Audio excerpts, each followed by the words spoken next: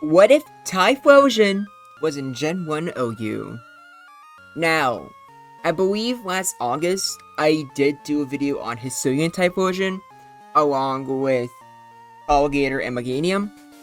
And I did that because Typhlosion very infamously has the exact same base stat total as Charizard, which just leads to the question, why would you ever use Typhlosion in Gen 1 OU?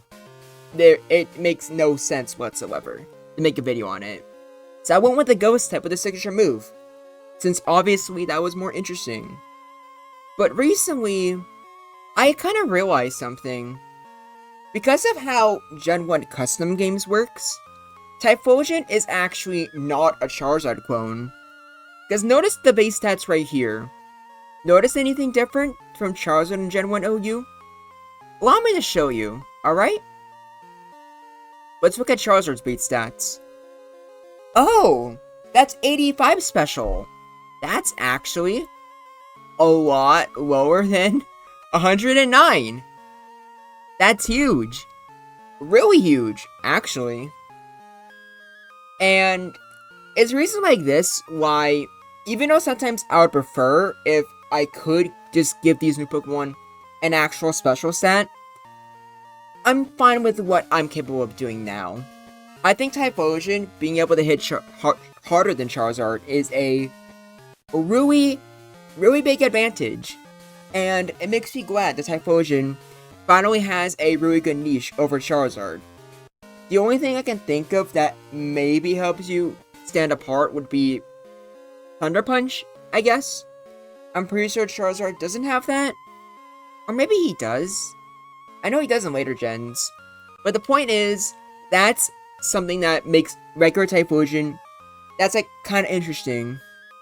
However, even with a boosted special attack stat, it would not change much. I guess with Rhydon not using Rock Slide as much, Charizard might be seen as better, since you don't have to worry about a Quad Rock weakness, but Typhlosion still needs to worry about an Earthquake weakness. Not to mention Pure Fire is still just not very good for Gen 1. What does it really help you against defensively? Razor Leaf? I guess? I think that's literally it. Because Fire Blasts are pretty uncommon. You don't resist ice. So you're just not having any favors. You just have a water and a ground weakness, which can very easily be taken advantage of. I guess Fire Electric, like, I guess ground 2, that's a pretty unique combination. 84 attack isn't really that bad for the time, especially with Earthquake and not Body Slam. It allows you to hit Rhydon and Jolteon and most importantly Gengar for super effective damage, and gives you something against Chansey. But that's still not good enough. Not enough to make it interesting. So that's when I figured, why don't I just give it Eruption as its own signature move? A lot of you guys think Eruption with Typhlosion is very iconic anyways. When people suggested Typhlosion, they did say maybe give it Eruption, because they can't picture Typhlosion without it. And I can't really either, to be honest. Some of you might have a problem with this, but it's my show. I can do what I want. And I already said this in the gaming replays in my Discord server, the RoboPush. But these videos are really just what I want them to be anyways. Especially with revisited videos. I don't...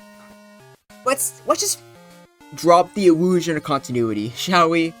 There's no any real solid rules for this. I just want to go over whatever I think would be interesting in Gen 1 OU. And Eruption, yeah, that would be pretty interesting. A 150 base power move that gets weaker as you lose HP. And Typhlosion, as to be expected as a fast fire type, does not have reliable recovery. Now, if Typhlosion had Recover, that would give it a significant niche against Charizard. Or maybe it wouldn't. Let me know in the comments. But can Typhlosion take advantage of Eruption in the first place? I would say very easily so. 100 base speed is really good in the tier. And granted, for any Gen 1 team to be taken at least a little bit seriously, you probably need at least one Pokemon that's faster. But I do not think that's a very big deal. And there's a lot of things that get outsped, and the things that do is just, it is such a big deal. The fact that you're 5 points faster than Jinx is huge. You can just OHKO Jinx to your heart's content. I don't see any reason why they would ever risk staying in. Executor doesn't get OHKO'd, but you better believe me, with how much damage Eruption does, it might as well. Cloyster, a Pokemon that could be very dangerous to you, luckily takes a lot of damage from Eruption. Snorlax, very tanky. But do you think Snorlax wants to risk a crit from a Eruption? Absolutely not. And that's another thing. With base 100 speed, you're getting a lot of crits. And a lot of things really don't want to deal with a critical Eruption. I can only think of two. Starmie and Rhydon. Not even Slowbro. And even with Starmie and Rhydon, a critical Eruption at full base power, that's going to do pretty decent damage. Not to mention with those two, you have Thunder Punch and Earthquake as coverage. So getting a crit means that you might be able to do significant damage to them on the follow-up. So already, Typhlosion's looking significantly better. Granted, faster things is a huge problem for it. Same with Paralysis. But that's why you have Fire Blast as a backup. It's still Gen 1. Fire Blast is still absolutely fantastic. You have a 30% chance to burn. So even some of the things that do outspeed you and can completely ruin Eruption, such as Earthquake Tauros, probably don't want to stay in. Because not only is it 30% chance to burn, like a 30% chance to burn can just absolutely cripple Tauros, but also a critical Fire Blast, I'm pretty sure that might be able to OHKO Tauros, and if it doesn't, it'll get close or put in burn range. So Tauros probably doesn't risk the matchup at all. And for things like Starmie, which are faster, like I said, you have Thunder Punch, so it's not like you're using Eruption in the first place. The typing is still pretty bad, and Rhydon eats you alive unless you manage to get a burn. But still, not that bad. Overall, Typhlosion seems like it's doing pretty well for itself. And with Eruption, I think it easily would surpass Hisuian Typhlosion, even with its ghost typing.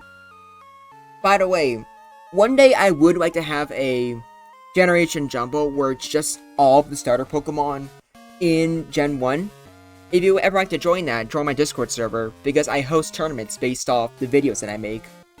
But if I were to do that, I'm pretty sure Hisuian Typhlosion's signature move is called Infernal Fire or something like that. Would you want both Typhlosions to have exclusive signature moves? So Jotonian Typhlosion has Eruption, while Hisuian Typhlosion has its own signature? Let me know if you write down in the comments, because I think that would be interesting.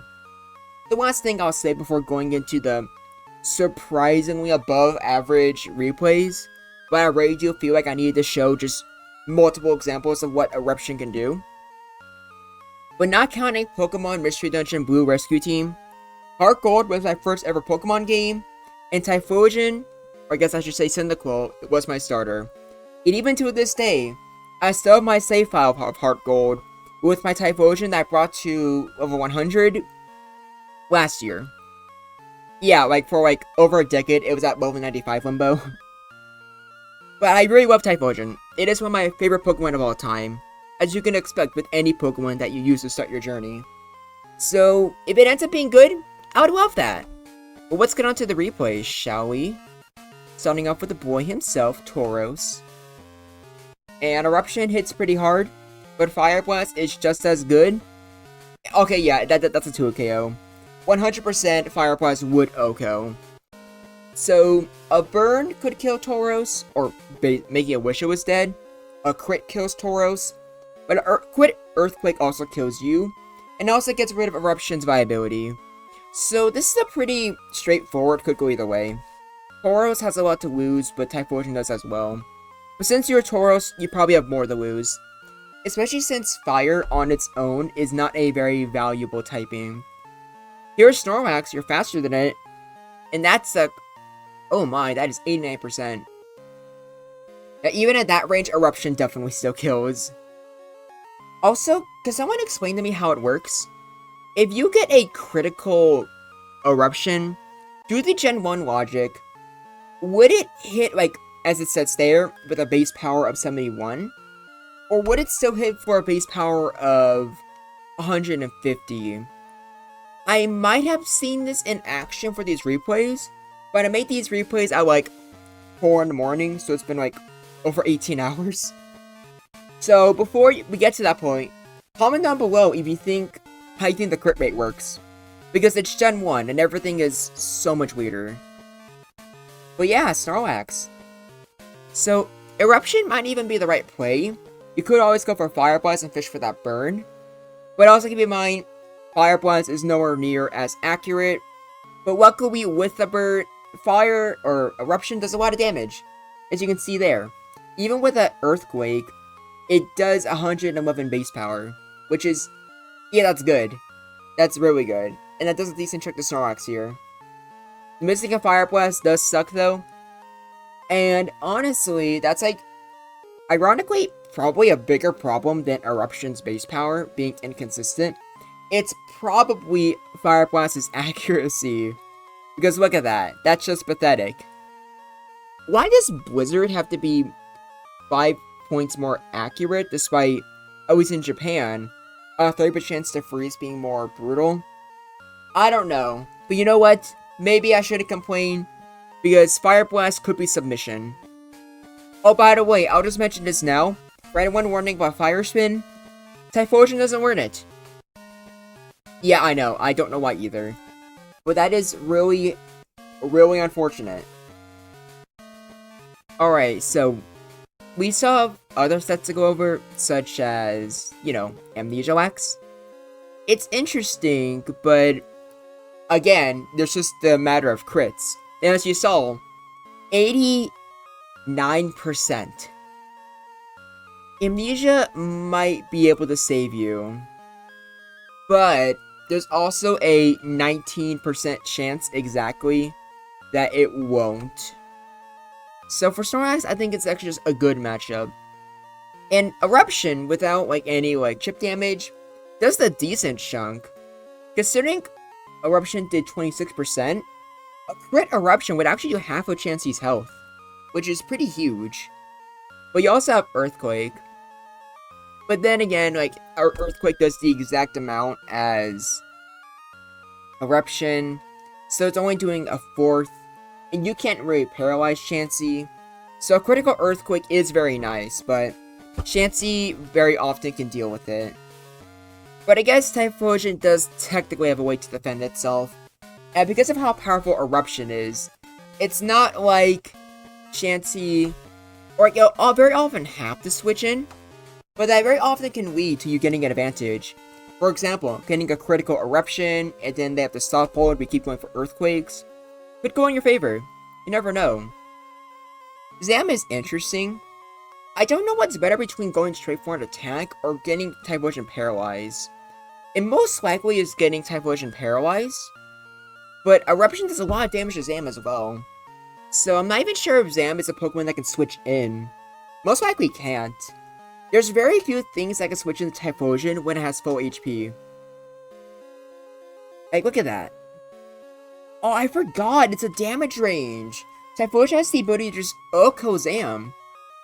Yeah, do you want to risk that? I really don't know if you do.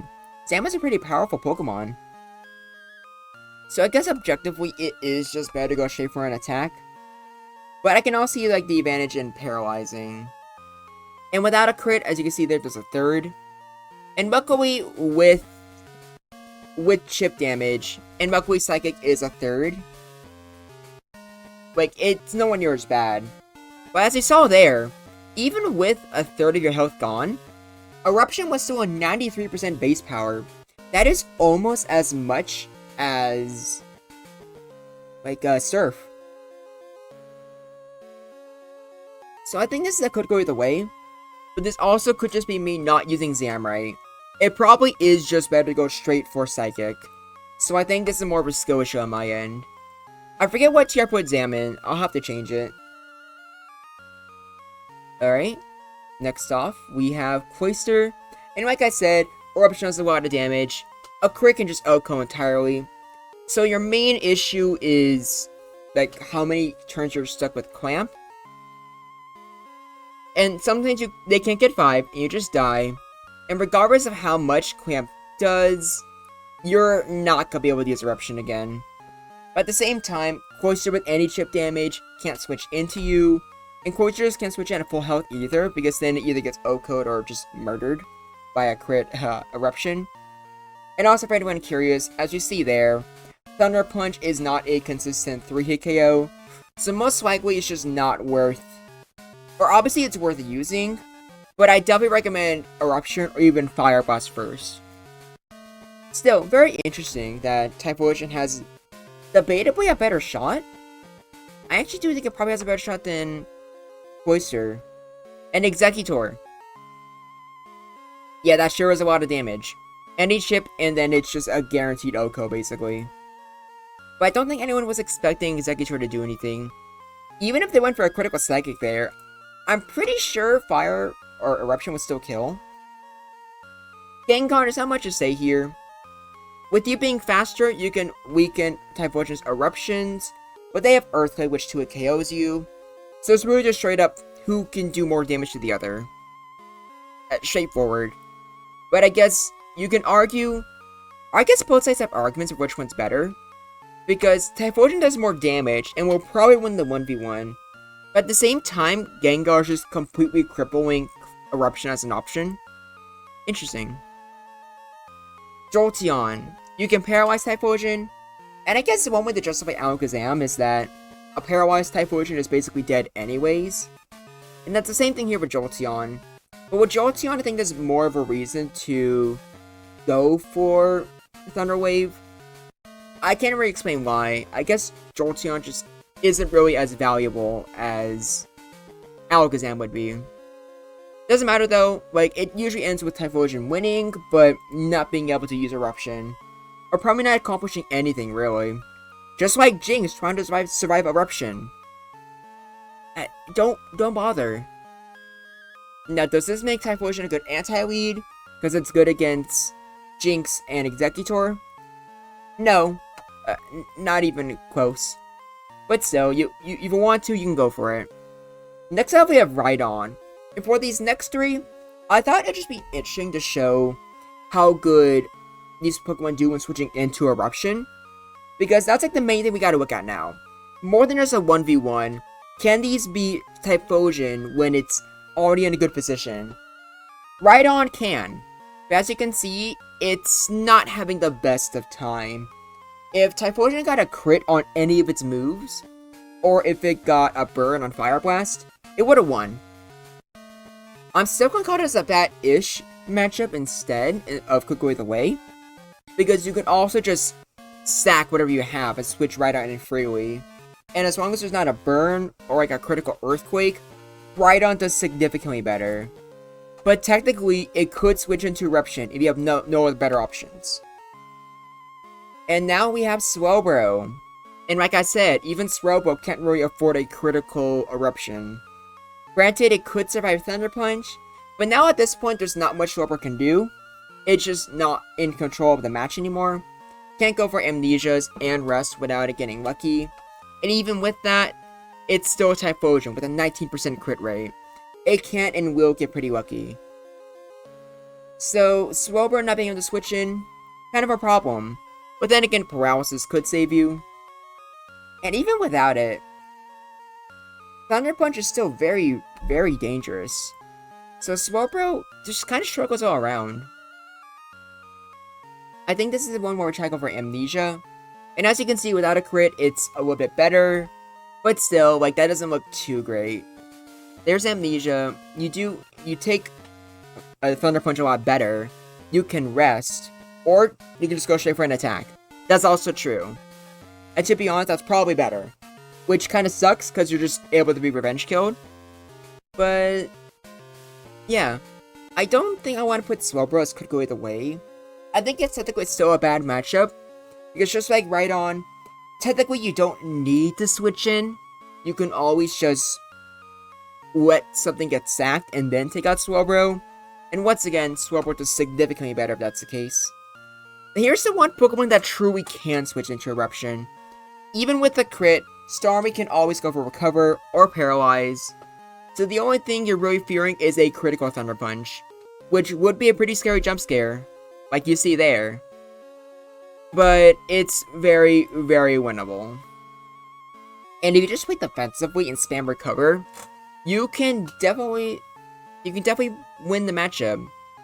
But even here, this is by far the best matchup, or I guess the worst, I guess we can call it, looking for Typhlosion's POV. But even a critical Eruption does 60%. It's really hard to ignore that. And Starmie kinda can, since even with a critical Eruption, you have Recover, you could still survive that and a Thunder Punch. But again, Thunder Punch at any point is very scary. So that's why, even like the worst matchup, is not even a truly bad matchup. I just call it a bad-ish matchup. So, we're almost done. We're gonna be seeing Victreebel pretty soon. And I don't think I need to explain to you that Victreebel will kinda struggle. Maybe just a little bit. But overall, Starmie here, good. And I don't really know where Typhlosion would go. I definitely think higher than Swabro and Victreebel, but I couldn't tell you where exactly. Because I think for Typhlosion here, it's kind of hard to prove how good it is with just replays like this. I think you really need to see it in action when you're battling against other people and seeing how they adapt. But we have one more replay left, and that is with Zapdos. Now, Zapdos has the exact same speed tie as you, so I think Eruption is just not really worth it. I was able to go for it here, but that's because I knew for a fact my ult was going to go for Thunderbolt immediately. Otherwise, you'd have to go for Fire Blast. And granted, a crit does a lot of damage, but so does Thunderbolt. And to be honest, I feel like with how valuable Typhlosion is, and with Paralysis and Agility, I feel like Zapdos might just be a bad-ish matchup rather than could go either way. Or maybe I'm being stupid. What do you think? Overall, here's my tier list. Some of these could change. Like, this, I may be a bad-ish matchup, but probably not. This probably should just be a bad-ish matchup. But overall, this was a very interesting Pokemon to go over. And I'm really glad to see Typhlosion, with a little help from me, because Eruption didn't exist in Gen 2, was able to find a niche for itself finally. More than a niche, actually. I do think Eruption is powerful enough to where Typhlosion would be an OU. What do you think? Do you think Typhlosion would be an OU? Do you have a problem with me just giving random moves like Eruption? Or do you think it's iconic enough with the Pokemon where it's fine? Let me know in the comments below unless you were genuinely pissed off and want to complain. Because, yeah, how do I say this? I don't really care. But until next time, this is Groundback, and I look forward to hearing from you.